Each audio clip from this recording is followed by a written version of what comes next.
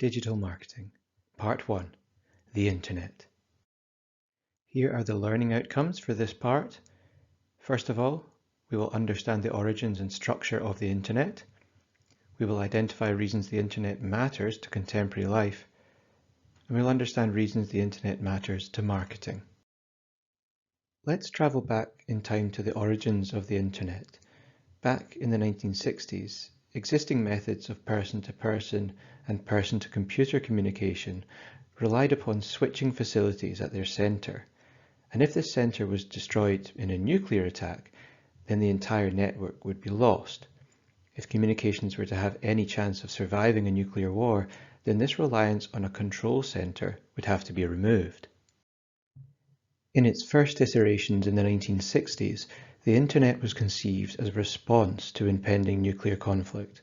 Paul Baran's work on distributed communications networks showed that a distributed or decentralized digital communications network would be less vulnerable to nuclear attack than one with a central node. Paul Baran was part of a small network of scholars which included Leonard Kleinrock and Donald Davies working on the same theory, and the utility of these networks to marketing was almost immediately apparent to Baran, who presented his work, Some Changes in Information Technology Affecting Marketing in the Year 2000, to the American Marketing Association just 4 years after his initial paper in the 1960s. So even back in the 1960s, scholars were projecting the impacts of information technology and the internet to marketing. Baran made predictions of personalized advertising, streaming entertainment, online education, and not only the rise of online retail, but the precise hierarchy by which our 21st century online shopping experience would be organized. And this led to what we understand now and call Web 1.0. In Web 1.0, the marketing focus was on website or content. It used a push approach to broadcast information to users. The market role was around audience, focusing on people consuming that information. The market behavior was passive.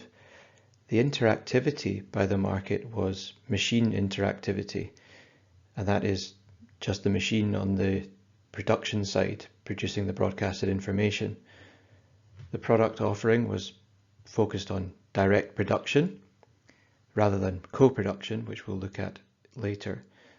The communication model was monologue or one-to-many, and the control was external pacing, so the pacing of consumption was controlled.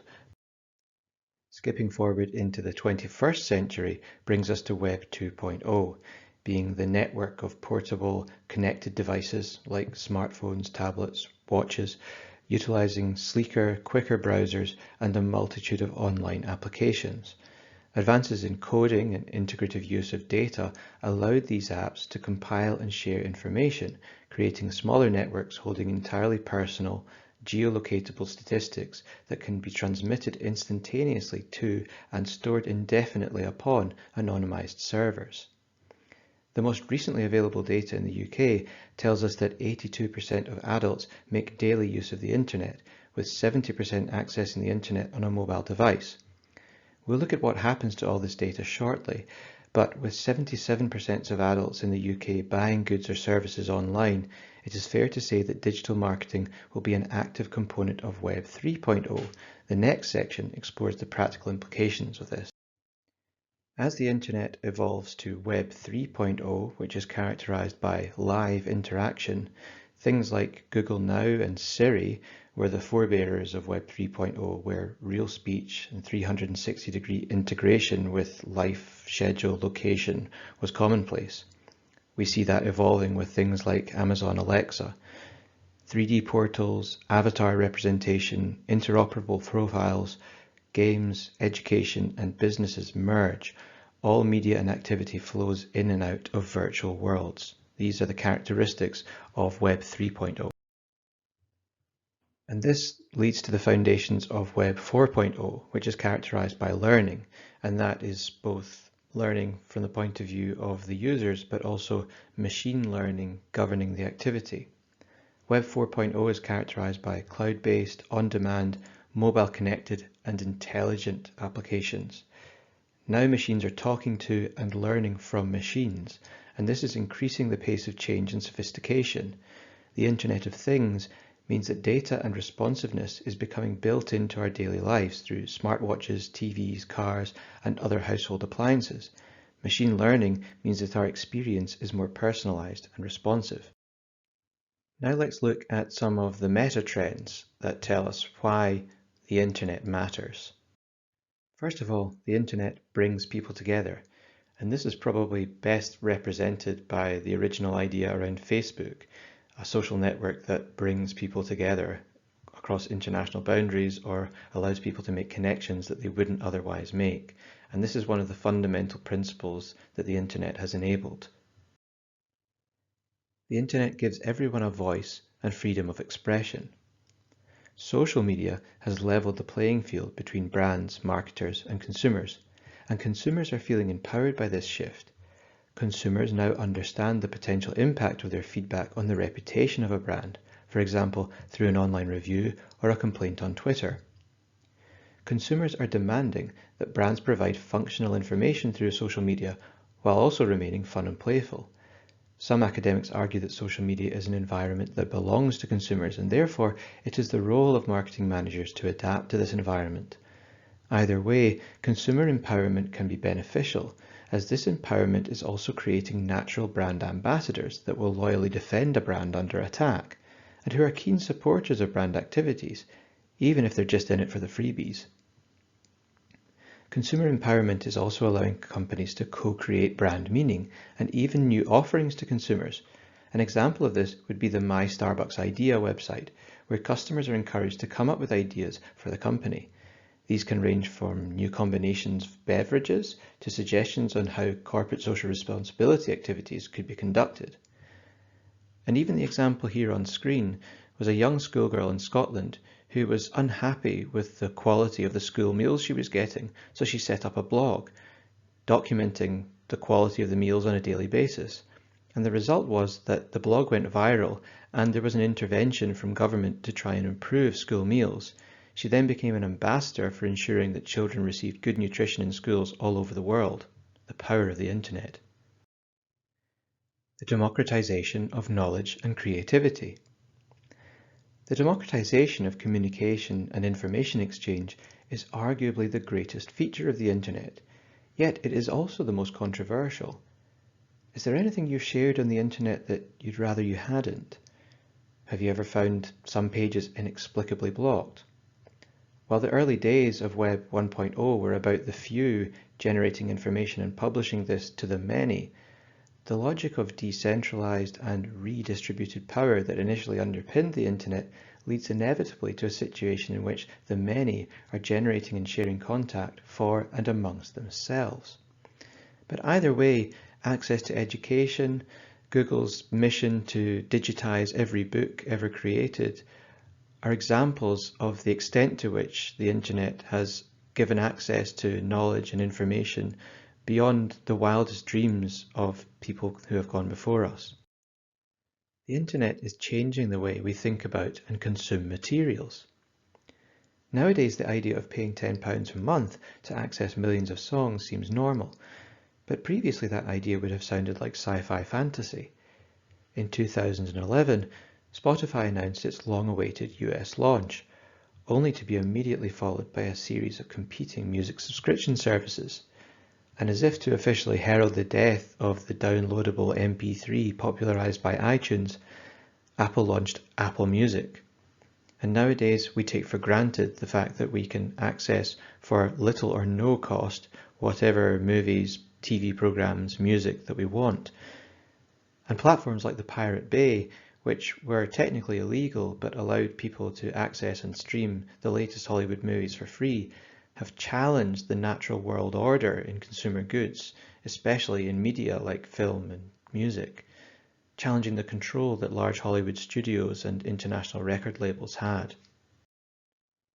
David Bowie was famously insightful about the direction of travel that music was taking. Even in the 1990s, he was predicting significant changes as a result of the Internet. And in 2002, he had this to say about copyright and the redistribution of access and control within the music industry. He said, "I don't even know why I would want to be on a label in a few years, because I don't think it's going to work by labels and by distribution systems in the same way." He said, "The absolute transformation of everything that we ever thought about music will take place within 10 years, and nothing is going to be able to stop it. I see absolutely no point in pretending that it's not going to happen.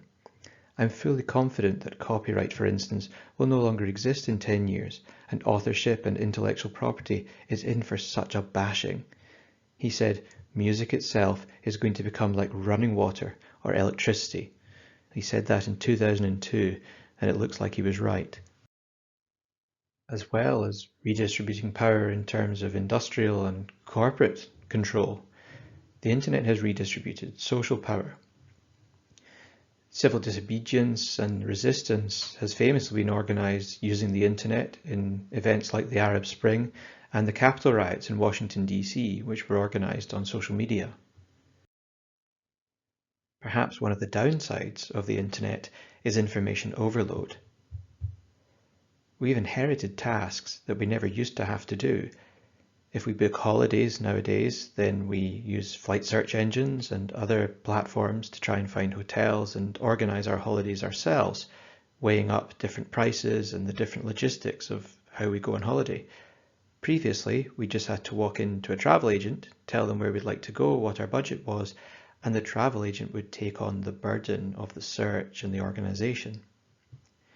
We have constant interruptions from notifications on laptops, tablets, smartphones, smart things in our houses. We have shorter attention spans as a result. And we think we can multitask as we engage with several different screens at the one time. Many people watch TV with their phones in their hand, engaging with social media while they watch. With smartphones allowing users to be connected to the internet, this means that many consumers can now reach the digital world at almost any time, in almost any place. This has major implications for businesses. One of those relates to pricing and price transparency. Offline retailers now need to compete with online retailers for market share, and the convenience and price competitiveness that online shopping provides is making offline businesses struggle.